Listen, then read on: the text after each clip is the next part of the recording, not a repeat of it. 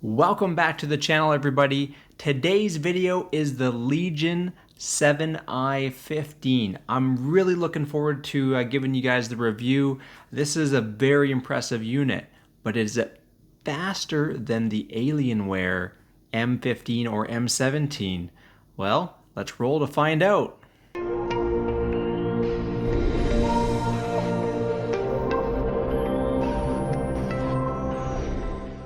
So I've had this unit for about a week now, putting it through its paces, and there's a few things I'm going to share with you today.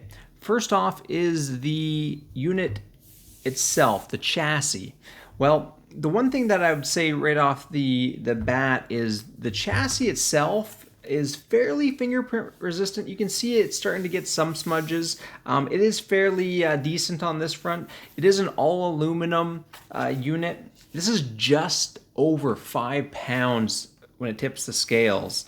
And one of the things that I did notice is just on the build quality.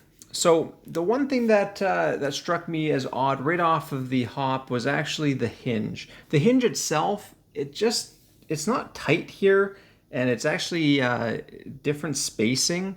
It's just a small detail, but it's one of the things I've noticed. The other issue that I found on this notebook is that there is a gap. So on the left hand side, it's kind of sunken in a little bit. Then on the right hand side, again, just slightly, we're talking maybe 2-3 millimeters, but I noticed it, and it's one of those annoying things. You just want everything to kind of be fit and finish. So just a little slight deviation on the quality control on that front. The unit itself, it comes in at about 5 pounds, and it's really nice to work with. You know, being able to hold on to it and be able to move it around with one hand is really nice, like I said.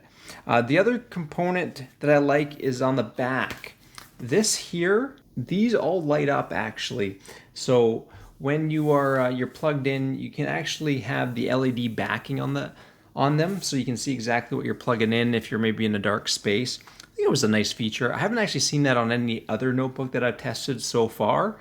So one of the things to note. So looking under the hood, this is impressive. I didn't realize, but this whole unit has a vapor chamber. They actually didn't even put that many heat pipes in. I think there's only a couple. The other nice thing is that it actually has a heat spreader over the memory modules. So they really went above and beyond on the cooling to make sure that, one, you can get great cooling performance out of some of the hardware in here. So let's talk about some of that hardware. Well, we have an i7-10750H, that's 6-core, 12 threads. We have 32 gigs of dual channel memory at 2933. We have a 1 terabyte SSD as well as a 512 SSD, both in NVMe slots.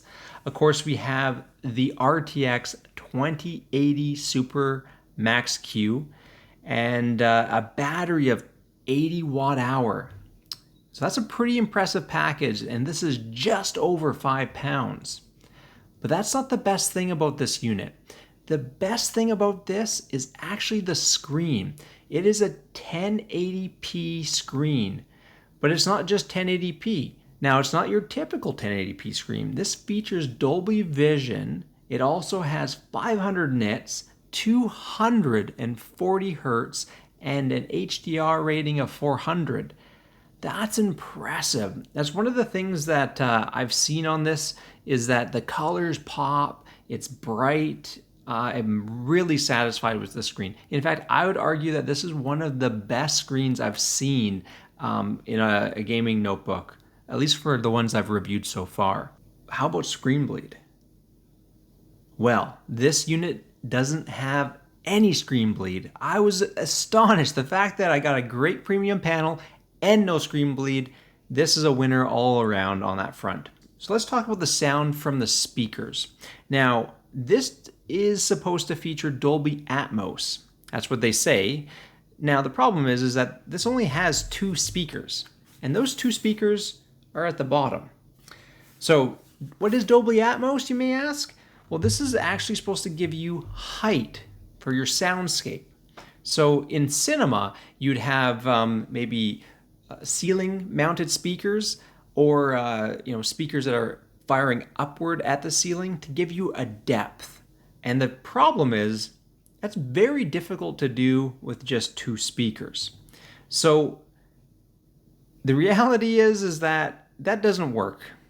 It doesn't. You get a stereo experience, and so I do have Atmos on my my home theater, and I can tell you it is not even close. So the fact that they would market it as Atmos Dolby, like, just don't do that. I feel like that's just very misleading at the end of the day. It does give you kind of a soundscape, but like I said, it's just stereo. So take that with a grain of salt. Now, how does it sound? Well, let's take a listen.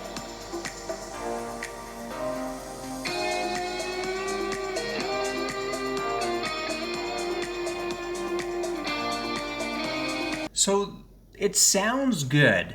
Like, it has decent depth to it. The reality is these speakers are very small, so you're not going to get a lot of movement on them. But I would say is that these are one of the best in the laptops I've tested so far. It's very close to the Alienware, and I would say in music, it's probably a little bit better. The one thing I would say about this compared to the Alienware, though, is you don't get the positional audio. The Alienware actually features 4 speakers, 2 on either side, and 2 of them are front firing, while the 2 are bottom firing. And so you do get great positional audio, I find, from that unit. So great for games. Now, the audio, if you're going to just listen to music, I think this is one that is actually better for that purpose. So, of course, get some headphones. Headphones are still going to be king for you. Let's now talk about the keyboard. The keyboard on this is quite nice. Great tactile feel on the keys themselves. You do get the full numpad on the side. The challenge with a numpad on a 15-inch, though, is that everything gets shifted over, and I find that you're typically working on the left-hand side of the notebook, especially if you're gaming, and then the touchpad's moved over there. So I really don't like that layout, just simply because everything's kind of crammed. My wife was using it, and she was telling me that, she was mistyping keys just because the trackpad's just slightly over. So, the reality is if you need a numpad, great option. I prefer it without.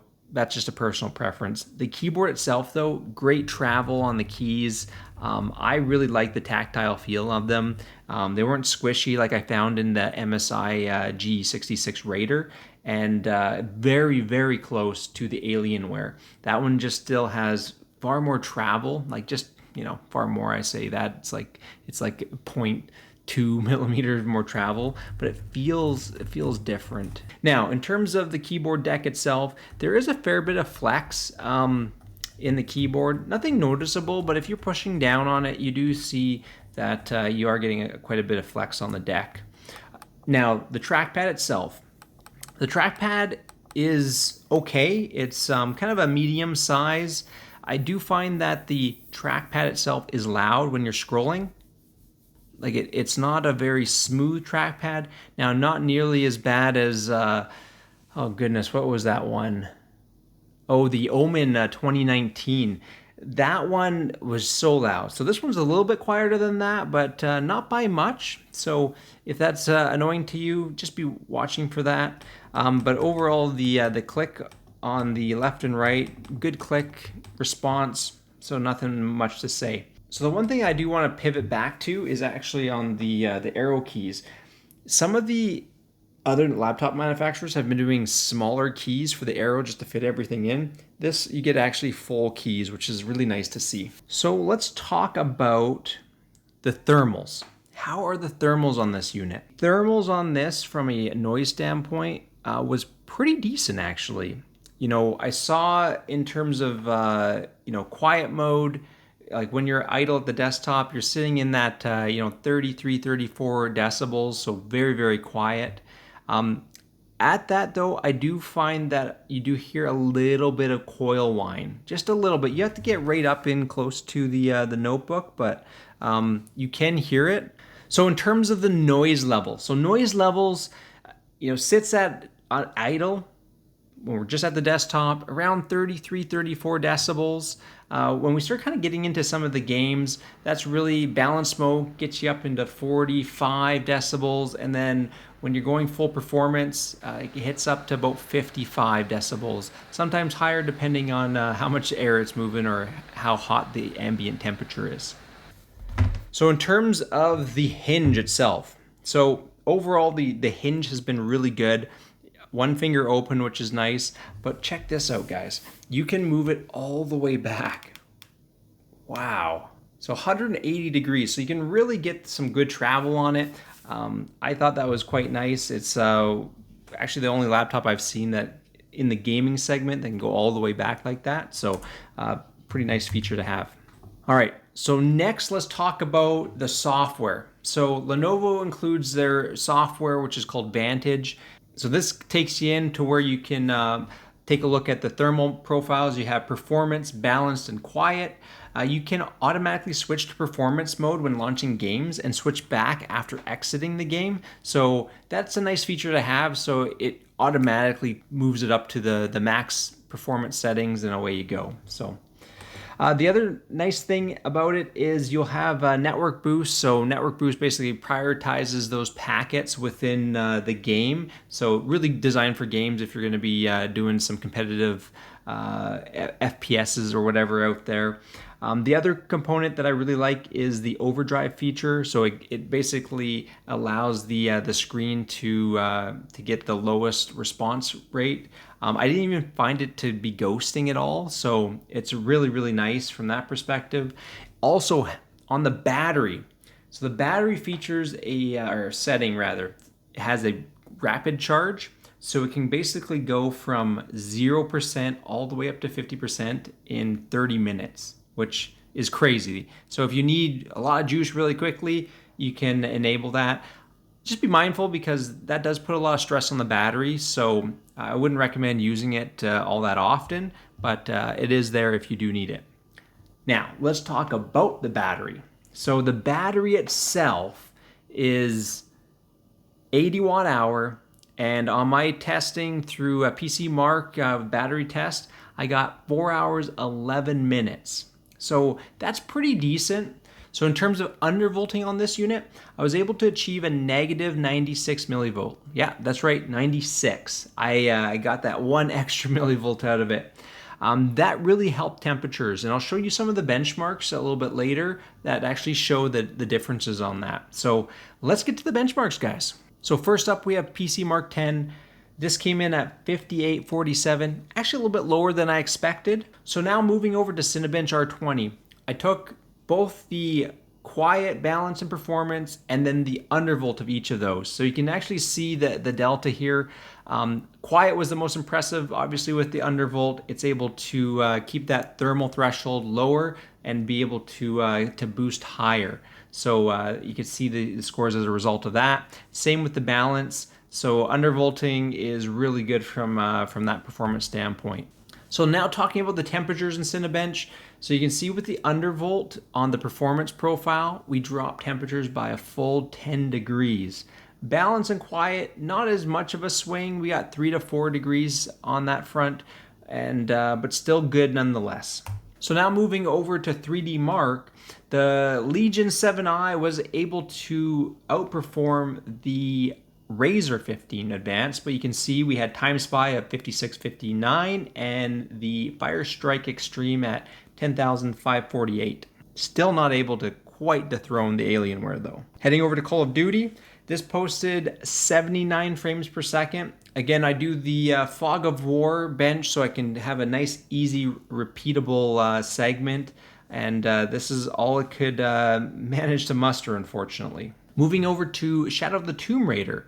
So between quiet, balance, and performance, you can see it slowly moves up, 94, 95, 97, still trailing well behind the Alienwares though. Now, looking at temperatures. Now, I always like to game with the lowest noise possible. I think that gives you the best possible experience without some whirring fans in the background. So you can see that at the performance setting, that puts you all the way up to 55 decibels. Between balanced and quiet, You only lose a couple of frames, but you dramatically reduce your sound levels, going down a full 10 decibels, and that is significant. You can also see the temperatures here.